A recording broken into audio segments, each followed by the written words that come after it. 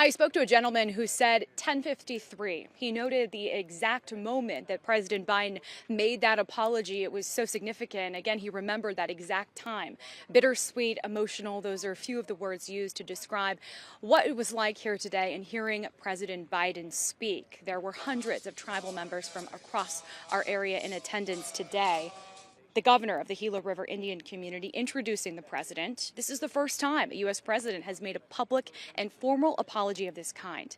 The president says he believes it was his sole responsibility to do so. The Indian boarding school system ran for about 150 years, ending in 1969. A recent federal investigation found nearly 1,000 children died at the schools, some buried in unmarked graves. The program was designed to assimilate Native American children, and they were banned from speaking indigenous languages and subjected to physical and sexual abuse.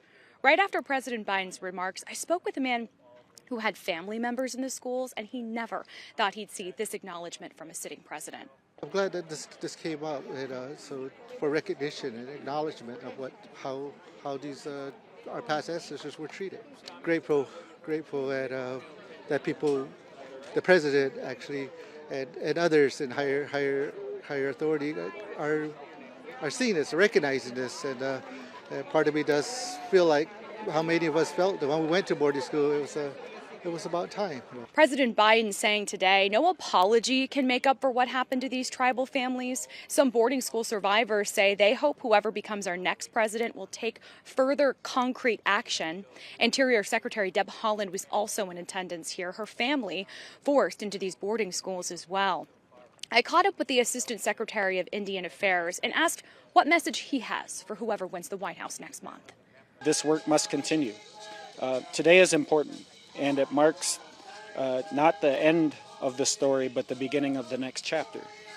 These policies of forced assimilation were implemented over a century and a half.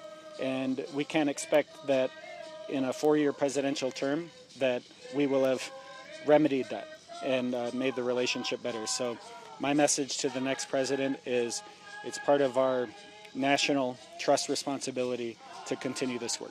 While this is not an official campaign event for Vice President Kamala Harris, we do know that Democrats are stepping up their outreach to Native American voters. Governor Tim Walz, Vice President Harris's running mate, is going to be on the Navajo Nation tomorrow on Saturday. Then he'll be hosting a rally in Phoenix. From the Gila River Indian community, Whitney Clark for Arizona's Family. I'll send it back to you.